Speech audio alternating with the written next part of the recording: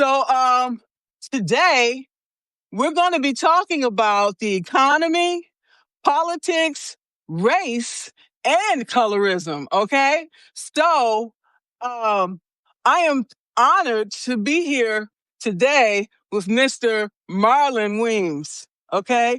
You all know him, the publisher of the Journeyman publications.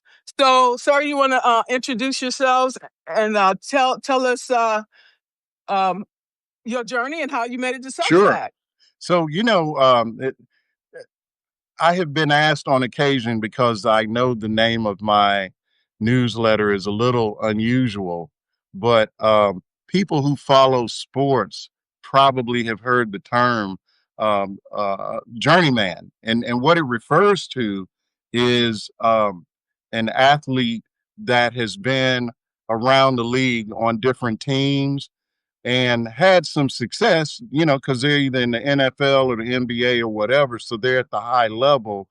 However, they never got a Super Bowl ring, or they never, got the NBA championship ring. And so when I was deciding what to call this, I had several different names. And I think I was watching a football game or something, and I heard them refer to a guy as a journeyman. And so I felt like that really lined up with my particular situation because I started off as one of the first African Americans in finance in Arkansas. So we're talking about the early 80s. And then I was actually kind of fortunate. I landed in Arkansas still at a big um, reputable firm that's still around. And that's really where I kind of learned the business. And so, fast forward a few years later, I started my own firm in Arkansas, which was the first Black-owned firm in the state of Arkansas. And then a few years after that, and if you want to keep with the sports comparison, I went to the big show. I cashed out of my firm I went to Wall Street. And so I worked on Wall Street for 13 years and ultimately ended up actually running a trading operation, a couple of different places. And so at that time, I think there might have been on the entire street, maybe two or three other people besides me that were running trading desks. But most of them were with like big, Legg Mason and these big mutual funds and so forth. I was on the other side of the fence as I sold, those were my clients. So T. Rowe Price, state of New York, those were my clients. And so I left New York in 2012, moved to North Carolina. Um, and ultimately ended up being sort of a subject matter expert on the capital markets. So I would write research, big picture stuff like technology, what's going on, market structure, and I won't bore your audience with all of that minutia, but that ultimately led to me starting this newsletter, which is about 5 years ago. And I've been on Substack all about that whole length of time. So I was on Substack before there was before there was notes. So I've kind of experienced the whole evolution. That's amazing. That word journeyman is also a term in construction because I worked for the Corps of Engineers 39 years. So you get to the status of journeyman, you have made it. Okay. And so you have people underneath you that you are mentoring and you're coaching and bringing them along because you have, the newbies, they have to be taught. Apprentices, trained. yeah. Apprentices. Thank you. So for every journeyman, he might have 5 or 6 apprentices underneath him. It's a code. It tells you, Department of Labor, it tells you what the percentage is of apprentices versus journeymen. Okay. So you get the level of quality that is required. Okay. So we have to give people feedback, and we have to show people the ropes. So we can pass the baton on to them. They become a journeyman. Okay, one day once they reach that level of quality excellence. Okay. Mm-hmm. So yes. So So I I think respect it. in my writing, I guess in a sense, I try to do that because what you can you can get research on stocks and different things like that. I don't really focus on that so much as big picture. What does this mean, kind of thing, and I try to write in a way. If you which by the way, everything I write is available for free. I don't really paywall stuff because to me it defeats the purpose, right? Well, for Yes. one thing, when I look at it like this, how do you know if my um, information is useful if you have to pay before you can see it? That's one thing, right? So to me, it's counterintuitive. And secondly, so someone, EG, I believe, is asking if I write about macroeconomics. I don't know if how you might categorize it, but I would say this. So, for example, I look at unemployment, BLS, Bureau of Labor Statistic information, and what I try to do is say, okay, yeah, I know what the number is that they say on Bloomberg, on TV, or whatever, but what does that really mean? What does that? So when we say that the economy is doing great, or the better yet, the stock market is doing great, does that mean you're doing great? Maybe not, probably not. And so I actually, about a month ago, I wrote a piece, and the title of it was "The Stock Market Ain't the Economy," because it's not. It's a whole different. Um, it's just a whole different metric. And in fact, if you think about it, if you took the total value of the stock market, which is supposed to represent the the United States, the economy, or however you want to look at it, the value of the stock market is greater than the United States GDP by a Mm. lot. So, those are kind of things I look at because most people don't really think about that, right? They just, oh, the stock market's up, and it's a bigger picture. So just not to belabor it, but that's kind of how I do it. And I try to, one of the things I try to do is I might start off telling a personal story about something, that I experienced when I was working on Wall Street. It might even be something, when I was growing up, but I try to tie it in, to give a person a sort of a picture that everyday person could understand and not just throw a bunch of numbers. Yeah. So like myself, I'm a visual person. You can talk these numbers all day, and I'm not going to understand what you're saying until I see it. Okay. So since we keep talking about Wall Street, talk to me about what happened in Oklahoma, you know, to with Black Wall Street, because Oh, you had your own. hmm. Yeah.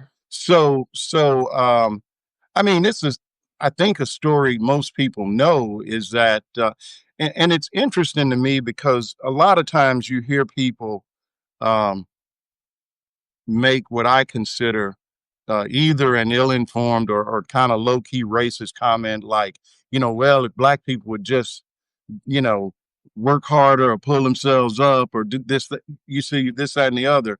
And history tells us that every time black people do this, and it has happened a lot, um, white folks get mad and they come in and pretty much destroy whatever we build. So we're talking about, let's just use Black Wall Street as an example, but there's certainly other examples.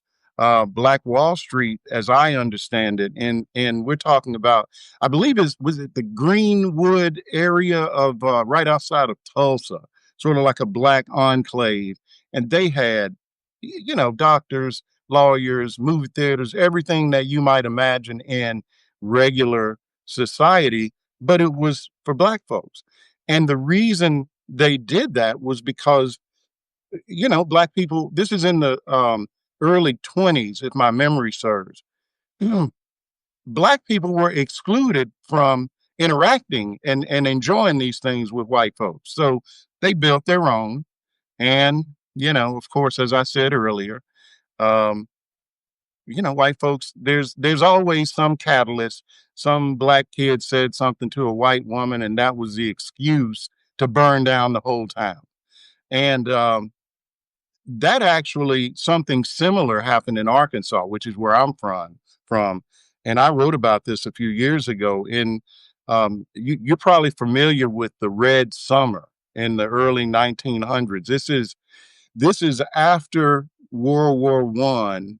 You had all these black soldiers coming back from, from fighting in overseas, and even though they have represented the United States, they come back to the same Jim Crow that they left when they when they got drafted, right? So these Right. guys come back, and and by the way, this we're not talking about in the South necessarily. This is all over the country, up in Chicago, all over the United Wow. States, where Wow. these incidents of, just basically lynchings of black soldiers. They got, white dudes getting mad because these guys are coming back, and now they've been in the military. They have these, additional skills that they have Yes. garnered from the military, right?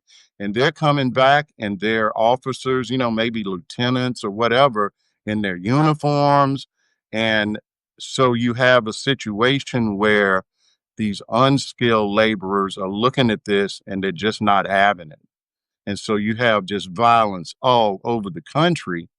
Around that same time in Arkansas, you had the Elaine riots. This is in the Delta region of Arkansas is, I guess, northeastern Arkansas.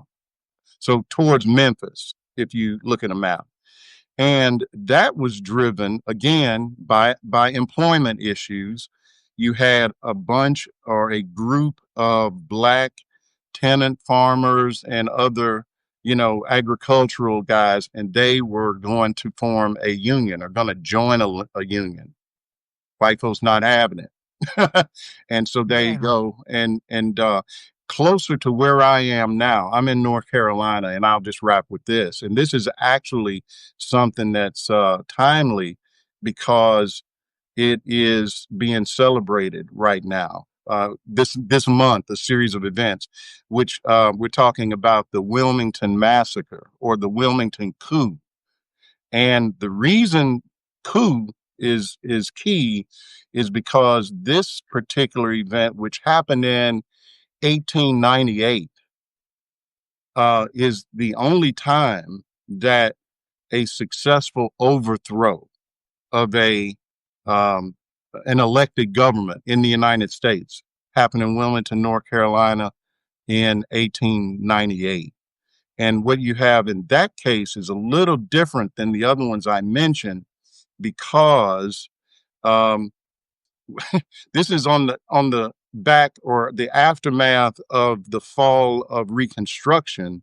You had a situation where black Republicans at the time, that was the Progressive Party, and the Democrats were basically the the segregation party, if you will. And um, they had what they called a fusion party, which was a coalition of black Republicans and basically poor white folks. And these guys got together. Sounds familiar if you think about it. Sounds like Martin Luther King, People's Campaign. Uh, um, my man, his name's escaping me, up in Chicago, Fred Hampton. Same thing, bringing together poor whites and blacks because the interests are aligned. You follow me? And Yes, absolutely. these guys started winning elections all over North Carolina. Now, just so you understand, Raleigh is the capital of North Carolina now. But if you jump back to the slavery or post-slavery, Wilmington, North Carolina is a port city. So it was actually the most important city in the state. It was the largest city in the state, and it was predominantly black. They called it the Black Mecca. Wilmington, North Carolina, y'all. I'm telling you. And so I didn't know anything about this. Like so much of this stuff, we weren't taught this in school. I only learned it almost by accident just because I live in the area. And so I will give Wilmington credit. They have embraced the history. And I know this month there are a series of various events. They have monuments that acknowledge this massacre that happened.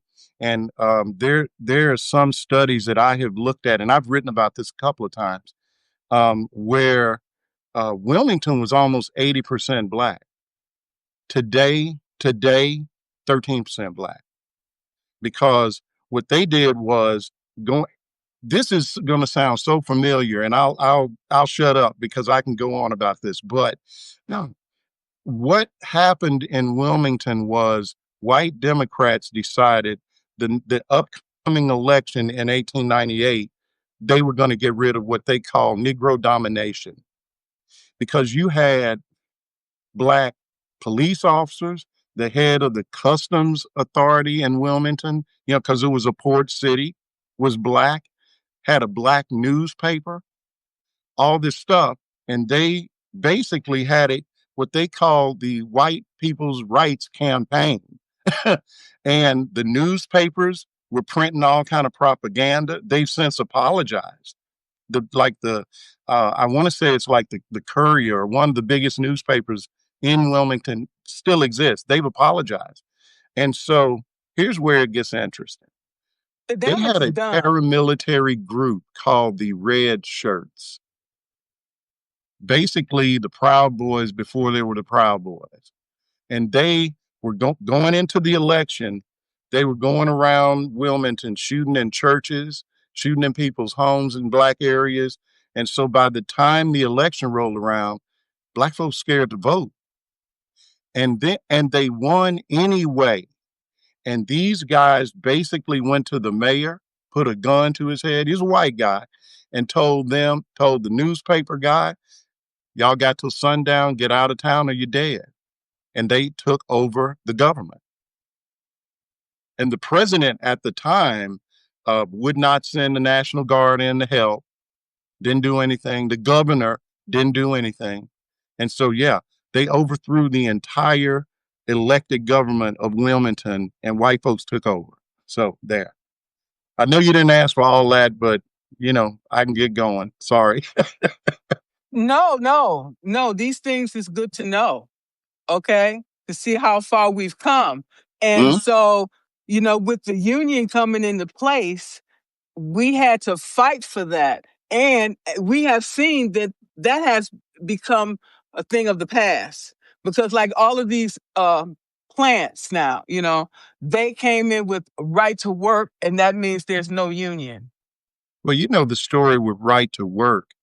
The original states that enacted, it's basically a replacement for enslavement.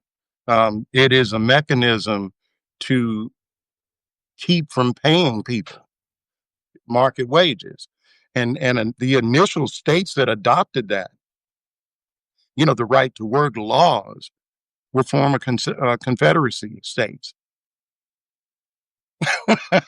So now it's expanded.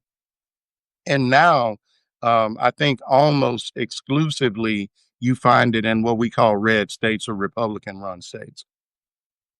Because, we basically have a country whose organizing principle was based on the ability to have a sizable segment of the population working for free.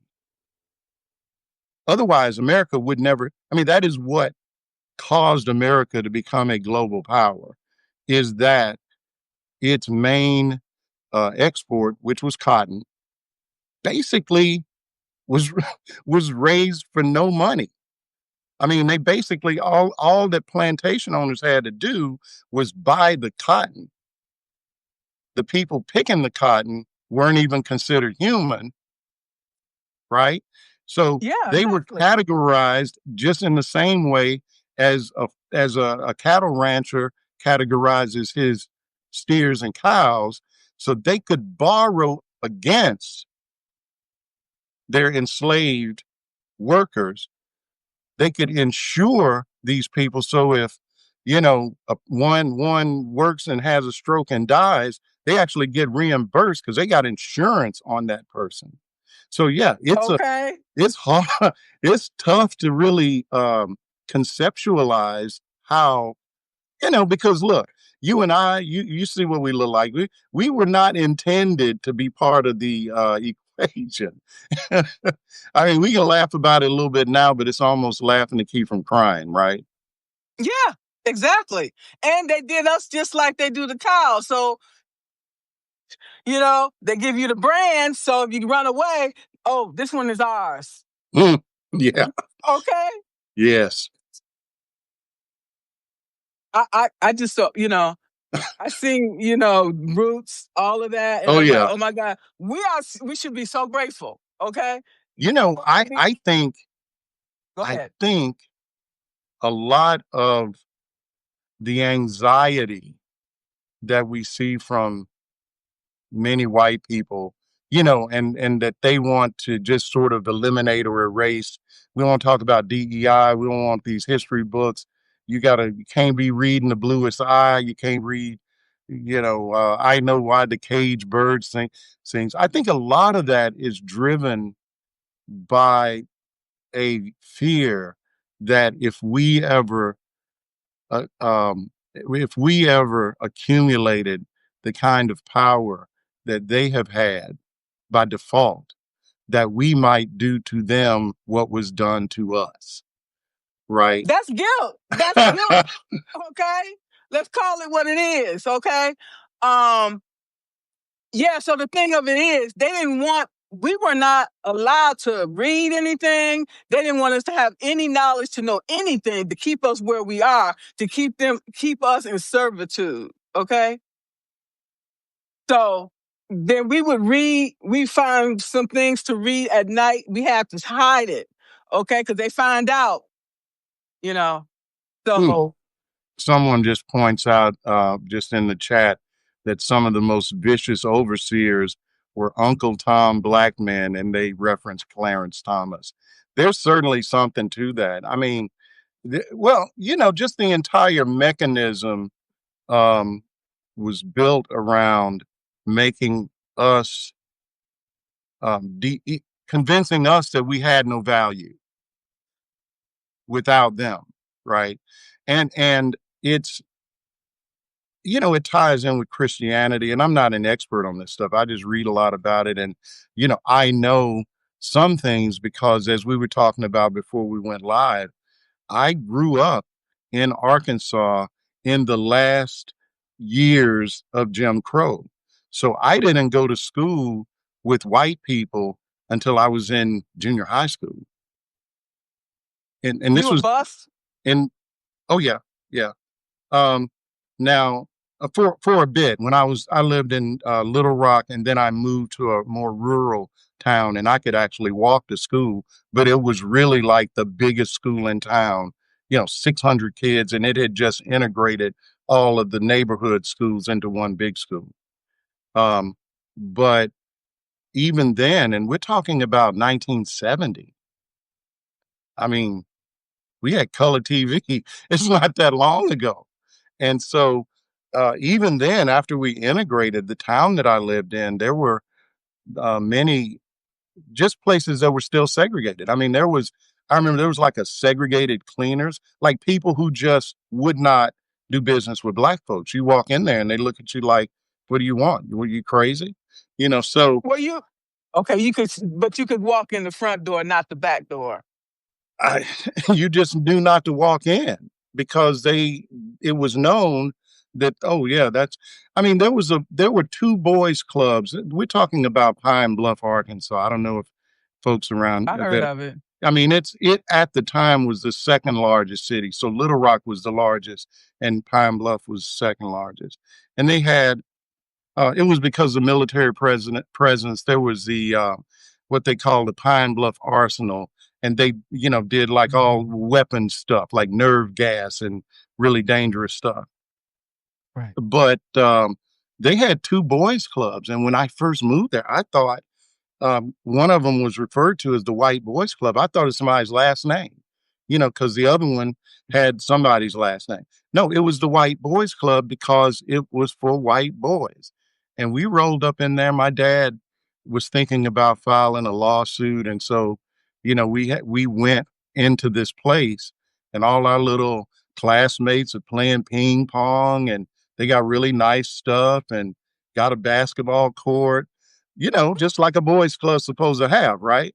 And some little old kid just rolled up on my dad and told him, "Hey, you can't come in here." A child put us out. Wow. Yeah. Yes. See? Yes. Racism is taught. Well, I mean, so, and for the longest time that went on, someone else, actually a military officer that was associated with the arsenal, sued, and the people that ran that boys club made the decision because boys clubs get United Way money, or at least did at the time. So they were getting 90% of their funding from the United Way.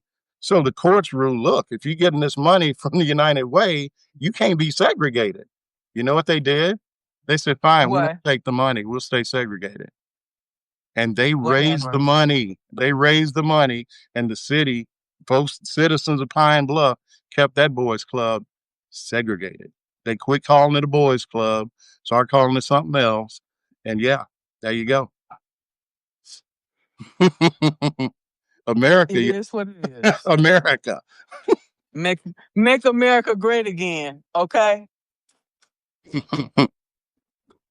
So yeah, it's interesting history, and I can understand why maybe it's embarrassing to some people, but fortunately, this is the world we live in. Yeah, fortunately, there are enough of us around that there's a good friend of mine on this platform, young man, Khalil Green, the Gen Z historian, and the name of his newsletter and his platform is History Can't Hide.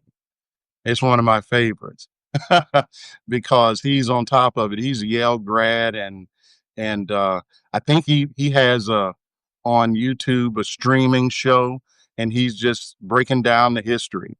So yeah, you can pull these books out of schools, but I think that just makes kids want to know what you're trying to hide from them. Exactly. The forbidden fruit is the one that's the sweetest. Okay. Yeah.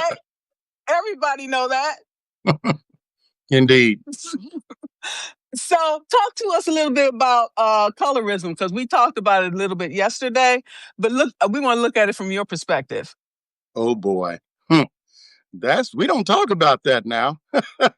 So all I can tell you is, again, growing up in Arkansas, you see these things. So, there were churches in Little Rock that they call them blue vein churches, where, as I remember, because it was like, if you see, you can't see these veins in my, I could not go to that church, but there were churches, and I won't call any names. I'm sure they're not like that now. I don't think, but there were churches where you had to be at a minimum what they call paper sack brown.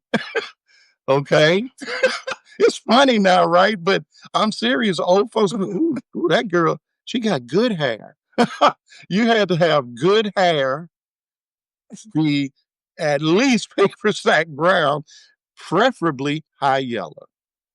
And so, in other words, look, the closer to white you look, the better your prospects were.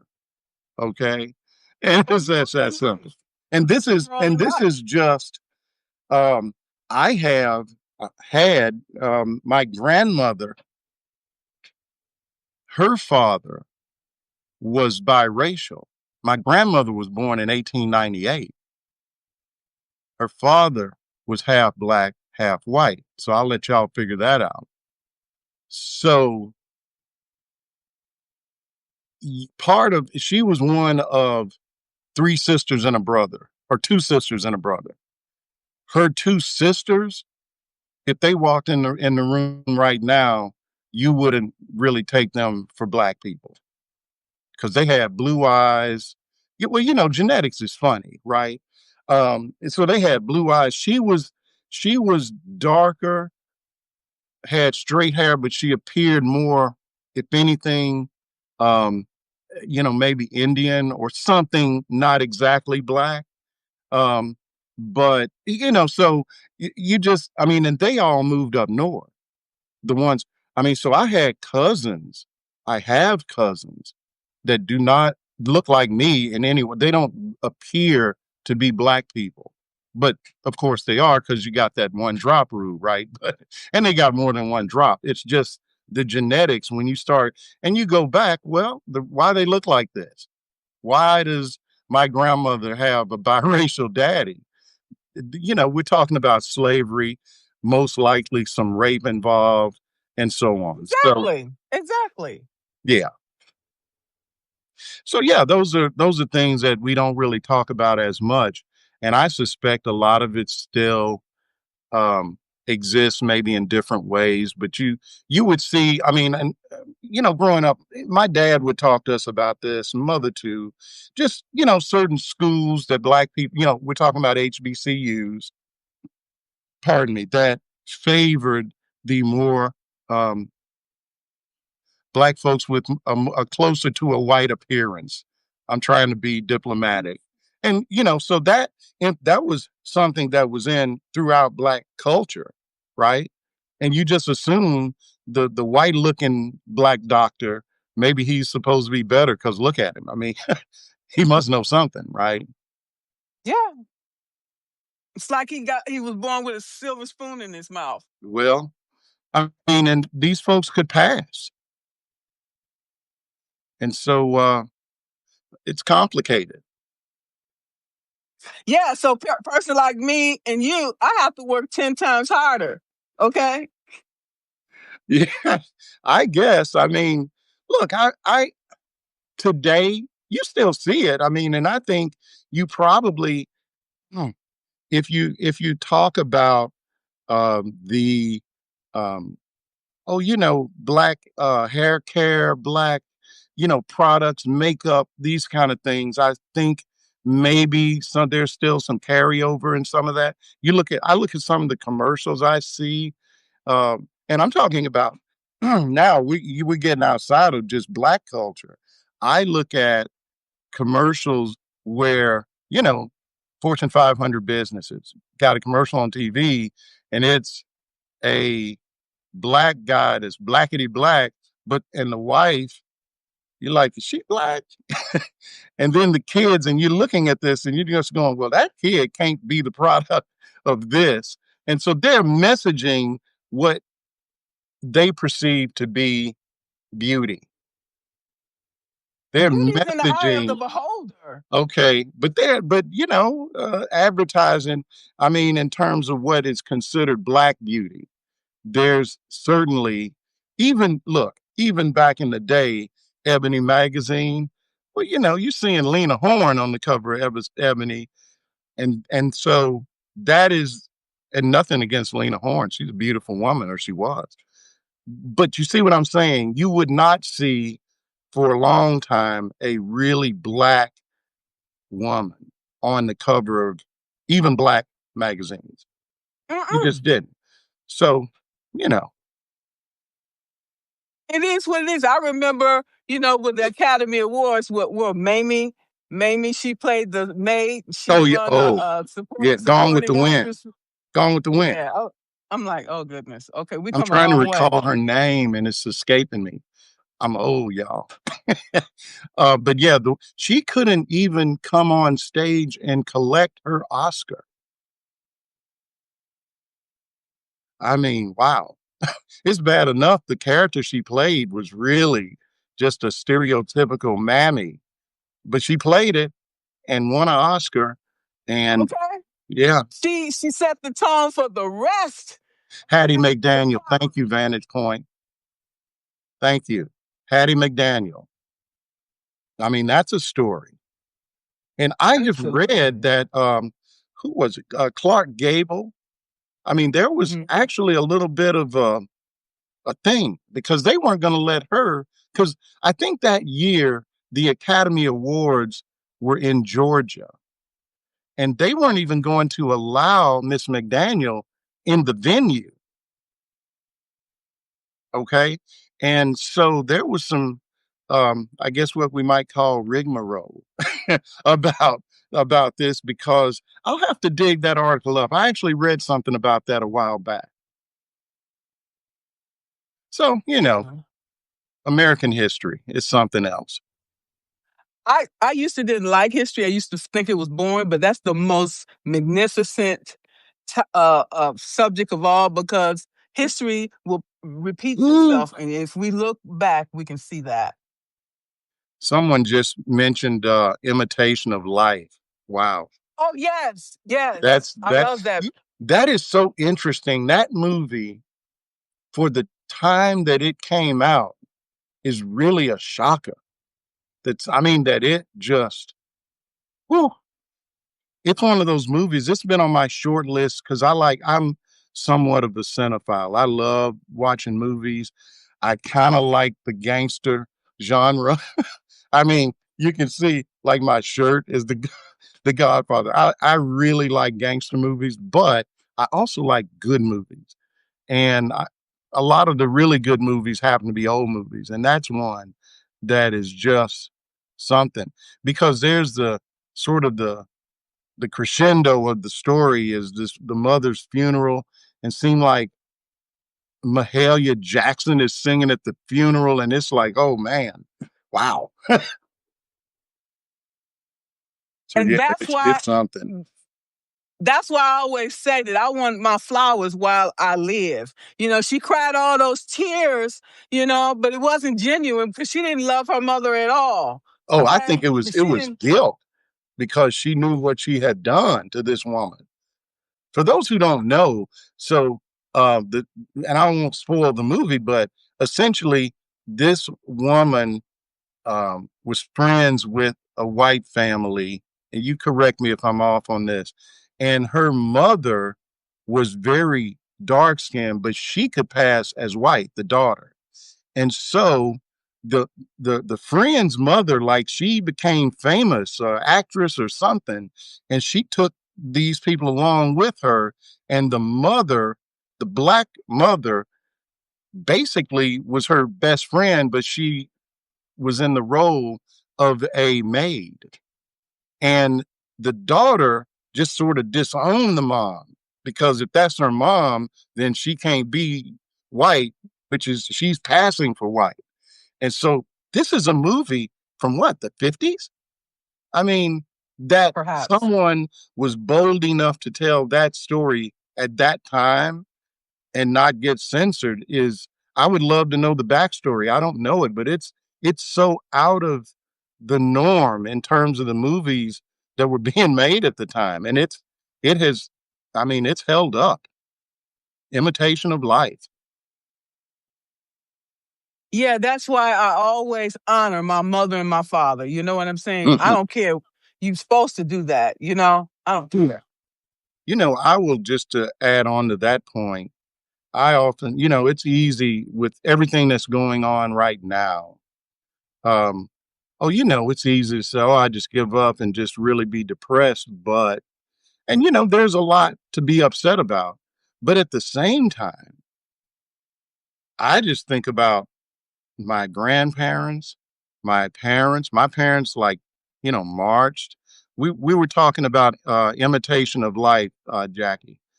Um, my parents, I just got like a taste of Jim Crow. They lived it. They grew up in it. And I recall them marching on the weekends. They put on their best clothes and go march, get roughed up, and have to come home and act like it's all good. So, as bad as this is, Black folks, people of color in America, we've been dealing with stuff worse than this always.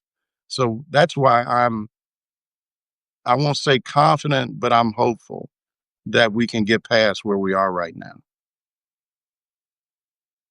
How we do that? You want to tell us? I don't have the answer. I just think, each of us has, um, we each have skills. We each have a thing that we are good at.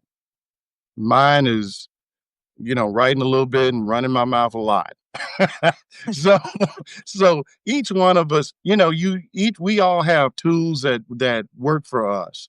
And I feel like as long as platforms like this are available, one of the things that platforms like this have done for all that's bad about them. And yeah, I know there's some Nazis on here. I know there's some straight up racists on here, but we're on here too. And I'm not going to leave this platform any more than I'm going to get run out of town where I live, where there are also white supremacists and folks that don't like me because of how I look, don't like my little family structure or whatever it may be. So we all have skills. This is mine. You have yours. People in the audience, everybody's got a thing that they do. And we just have to marshal those into an effort. And I'll give you an example. Look at the No Kings March. There's no who's the leader of No Kings. There's no one person that's the head of No Kings, right? And last I looked, 10 million folks got out in the street and they created momentum. And look what happened Tuesday.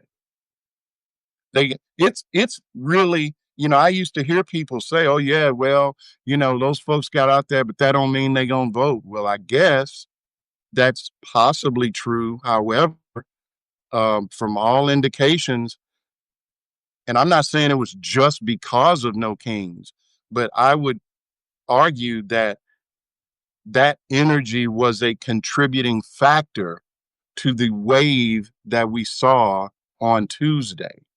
So people are getting up off of their couches. You got a guy in New York who just won an election that had more people turn out than since back in the 60s, y'all. That's crazy. That is crazy. So think about that. We're talking about presidential elections, statewide elections. This was a mayoral race that, brought people out that had not been moved to vote. So to me, when you say, what do we do? That's kind of our weapon, and we just don't use it enough. And just as a person who's been around, like, the bus boycotts down in what was it, Birmingham, I guess. They didn't end because people just suddenly said, "Ooh, let's help these black people. Ooh, let's let them ride the bus." No, no, no, no. That boycott ended for economic reasons because the bus companies were going broke because black folks said, "You know what? All right, we ain't gonna ride your bus. You don't want us on there." And that's why that came to an end. Look at Target more recently. Target showed out, and Target's having some problems right now. So that tells me that as people, we don't have to get out in the street fighting and tussling with folks. Stop spending your money with folks that don't do right. And I write, this is the kind of thing I write about, and I wrap it in economic, facts. Okay. I wrote something a couple of months ago, and it's all about voting with your money. Vote with your money. And you don't even have to leave home to do that. Quit buying. Okay, Lynn, I'm trying. I like Spotify, but you're right. I was talking to someone on a live event the other day, and I meant somehow we got talking about Spotify, and Tidal is, that's the platform for musicians that I several artists are involved, Jay-Z and Beyonce and some others. But yeah, there's so many different places, And that's the thing. We've democratized information and access. But with that, we like Substack, we like Spotify, we like Amazon. It's convenient. But the people that run these platforms that make our lives so easy are doing bad things. I wanted to mention also that yesterday it's the first time you turned Virginia from red to blue. Yes. I was not so surprised by Virginia because you can't fire the hundreds of thousands of government employees that this Doge, I don't even know what to call it. It's not a program, but they fired all these people where they live, Northern Virginia. So and where are they going? It is very it's crazy, but it also points to the arrogance of the administration and how it, the, the majority of people did not vote for tearing down the White House. I think that's a safe bet. We paying for that. We taxpayers paying for that, so they don't care. Well, and I'm really it's not something that makes a lot of political sense. Except maybe in a bigger except the fact that they told us this is what they were going to do in Project 2025. They want to make the government really not so much small, but loyal to them. So they get rid of all of the, the people that are just regular government workers. They get rid of all of those folks. They get rid of all the contractors, and they bring in people who, forget if they're qualified or not, as long as they go along. Right? Loyalists, exactly. And so, okay, that sounds great on paper, but a bunch of airline folks in the airline tower, that agree with you but don't know how to bring a plane down without a wreck. What good is that, right? So now they are faced with the fact that a lot of the things that they're trying to do, they don't have any qualified people to actually do the work because they fired. They don't know what they're doing. They don't know what they're doing. No, they don't. They don't. Somebody is in the chat saying they divorced Target and they're getting ready to divorce Spotify and Amazon. I never really thought about it in that way, but okay. Talk to us about what is Walmart going to do now that SNAP is eliminated, or I heard something about they would do an injunction to put it back in because that's how they was paying people. They pay people the lowest amount, and then they sell you the supplement it with SNAP. Walmart has been doing that for some time, and it's really obscene. Now, I'm, again, from Arkansas, so Walmart is headquartered in Arkansas. I mentioned in the beginning that I had worked for a firm for a number of years before I started my own firm. That firm is the investment bank that it's Arkansas based. At the time I worked there, they only had one location, and that firm was the largest investment banking firm not located on Wall Street. They took Walmart public 1969 or 70. So, I have I've always sort of been plugged into Walmart. In fact, when I was working in New York, Walmart does or used to do what they call you hear about stock buybacks, companies buying back their own stock. I used to manage a program for Walmart where I would trade millions of shares of Walmart a day, on their behalf, buying back stock. Walmart, I believe, still is the nation's largest employer, second only to the government. And they are responsible, just percentage wise, for an enormous amount of people that are receiving SNAP benefits. So you walk into Walmart and you got an employee that's working their butt off, 8 hours a day, 40 hours a week, and they can't afford to feed themselves. And they're also on SNAP because they don't make enough money. And in North Carolina, I have to tell you, to get SNAP benefits, you really are not making a lot of money. So the idea that a person with a job is still poor enough to collect SNAP benefits, that's just, again, it's just obscene. And I guess when you juxtapose that with the fact that the Walton family that owns the majority of Walmart, they control the company, even though it's public, is consistently ranked among the wealthiest people on the face of the earth. And their employees are among the poorest people in America, at least. E.G. says that it's robber baron capitalism. I'm going to suggest that it's worse, because at least if we want to talk about robber barons, so that would be who? Vanderbilt, Carnegie, and some others. At least these people cared about their legacy. I mean, you got Vanderbilt University, so there's an endowment that was made or something.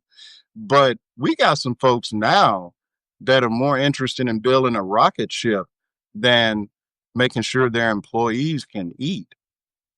Henry Ford, as anti-Semitic as he was enough of a businessman to say, well, shoot, I need to pay my employees enough money so they can afford to buy my cars that they are helping me build. Duh. We don't have that now. We got people who are working folks into the ground, and they are just interchangeable parts as far as these guys are concerned. And with AI, it's going to get worse. It's going to get worse. Amazon and all these companies are laying people off, getting rid of people. They're replacing them with AI and these computers. Even the government's doing that. Well, in one way, you're going to save time. Okay, you're going to get much more productivity. The computer's not going to call in and say I'm sick. I can't come in. Whatever. I get it.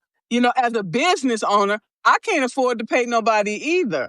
But I mean, you still have to figure out, happy medium, because that impacts. It's a domino effect, and then it impacts the economy. Margaret, there is a difference, I would say, between, let's just say, you and I. AI is very helpful to me because I depend on trying to be able to support. I always like my newsletter. I call it, analysis and opinion with receipts. So finding the receipts is, it takes a lot. You got to be on the internet just searching around. And so Chat GPT, I can say, here's what I'm looking for, find it. Or tell me if I'm wrong. That is very different than if I were worth $1 billion or $100 billion, and people are working for me and they can't afford to take care of themselves. And I mean, could I not, instead of 100 billion, maybe take, I don't know, 50 million and throw that other 50 back at the people that work for me? I see. So it's a real perverse way of capitalism, and you can like capitalism or not, but American capitalism is just a really cancerous and dangerous beast right now. That's why I told people, if that job is killing you, quit. Because them people don't give a damn about you. At the end of the day, you alone. Okay.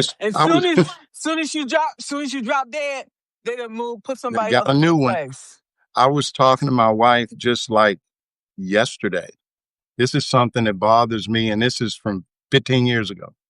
I was running a trading desk.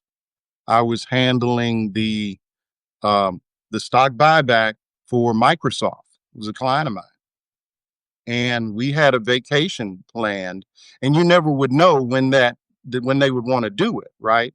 And so you just so you understand, on some days I would be pretty much like I would be the largest concentration of volume in Microsoft. So I might be buying in a day 5 million shares of a stock that only trades 35 or 40 million shares in a day. And I'm 5 million of it. And they're paying me. So I don't know, maybe we're making 1 cent a share. You do the math. It's not insignificant money for the firm. So I had a vacation plan, and the day before we were supposed to leave, and we had rented like a little RV kind of van or something, and we are going to drive down to Arkansas and see some folks. And the day before, I get the call, hey, tomorrow we're coming in with, this, we want you to buy stock for us. Well, I had other traders that conceivably could do it, but my boss said, he tell me not to leave. He said, are you sure you want to be gone when that happens? And I fell for it. I was like, I canceled my vacation. Well, we could go later. We could go later. You know what? That was 15 years ago. We ain't been on that vacation yet. So you can't really replace some of these things. And we have been convinced, America's done a really good job of convincing us to equate our worth with productivity. Right? And what's the first thing when you meet somebody new? What do you ask them? What do you do? And that's how we equate the value of that, even if we're not maybe consciously doing it, but that's the thing. So, we have to unlearn all these things. The quickest way to do it is try to start a newsletter and turn it into something that pays the rent. Yes, exactly. That's where we are today.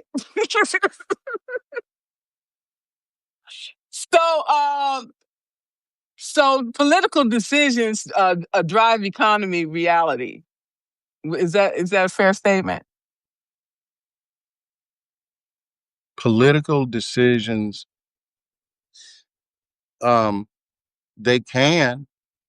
I would say right now, the political decisions that are being made are driving the economy into the ground.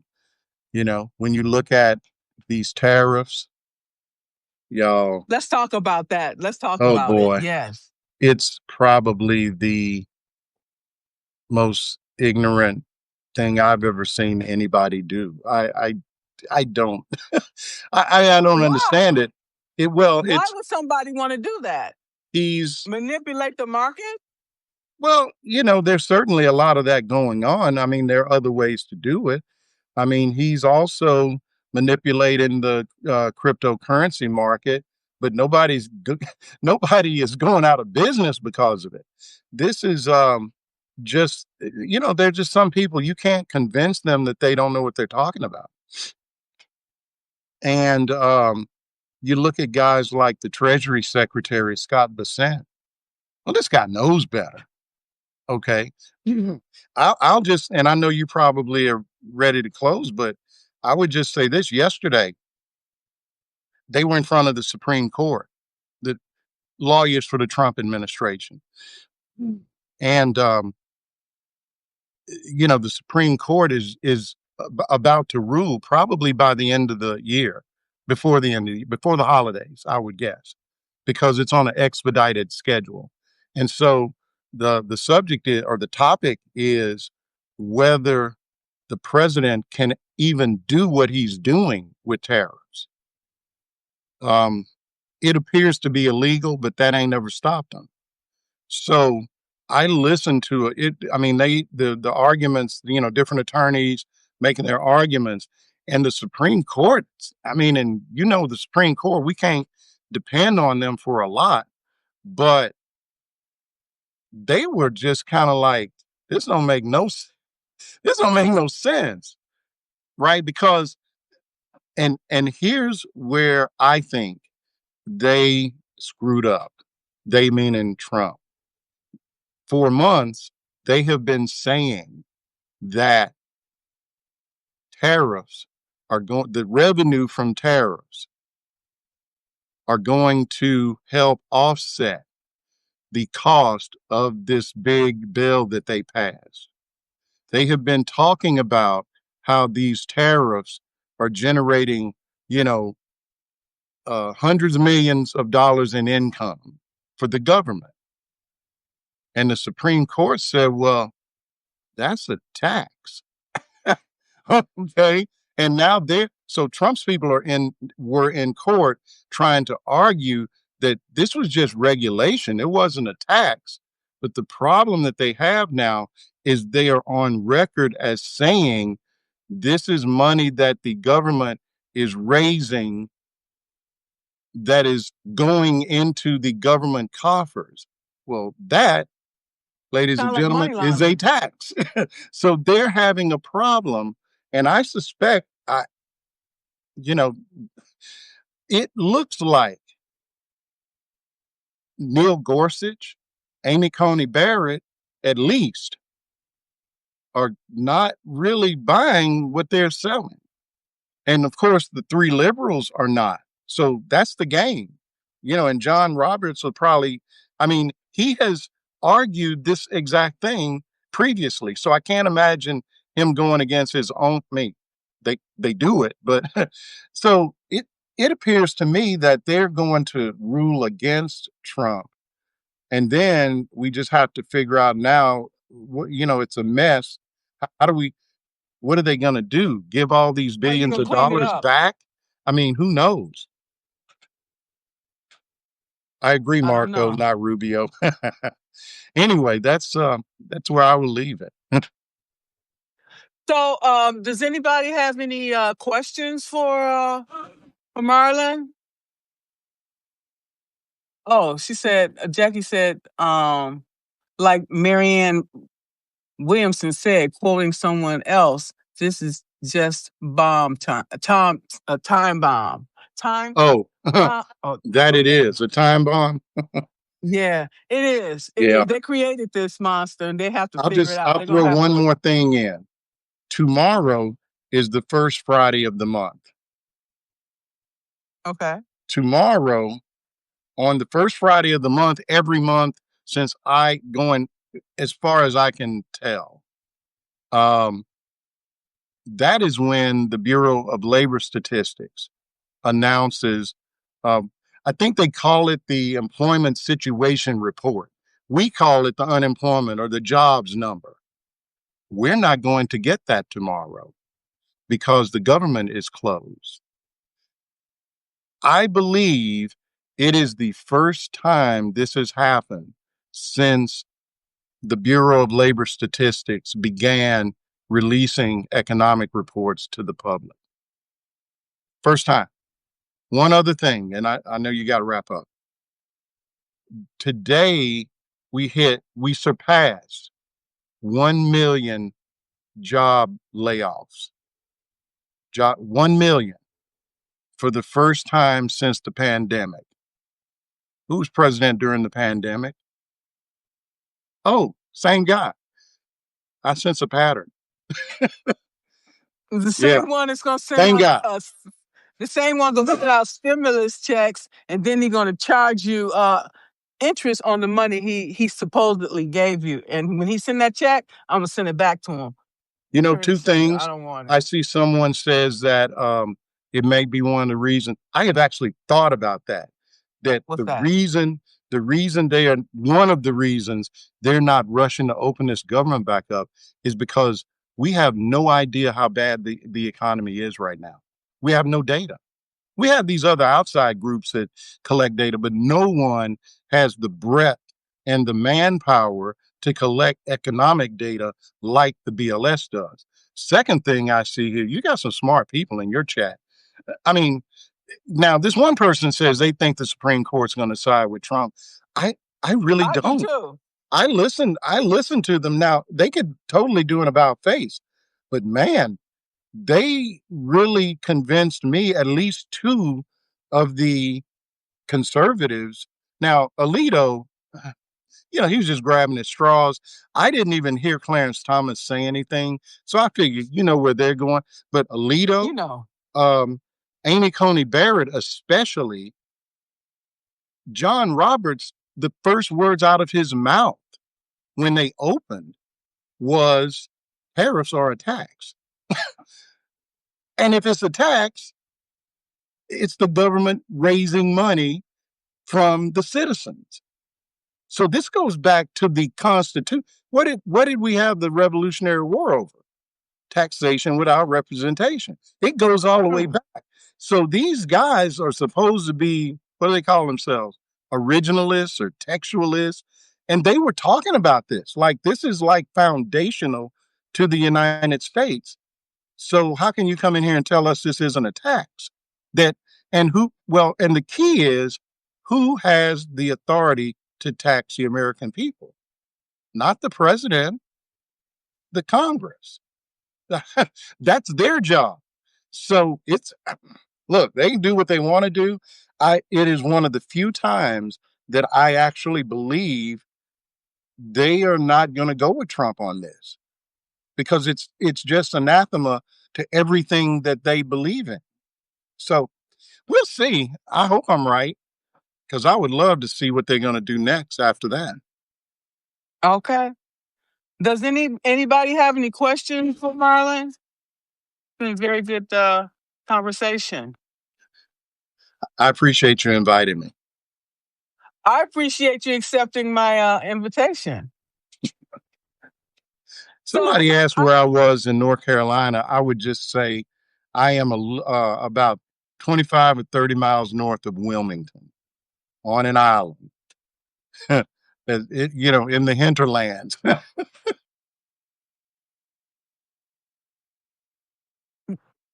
You guys got anything else for Marlon?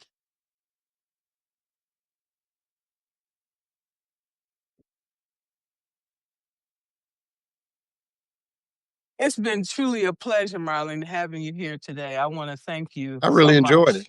I really enjoyed it. I did too. Thank you all, and you take care, and we'll be in touch. All right, sounds good. All right, thank you so much. Sure. Bye-bye.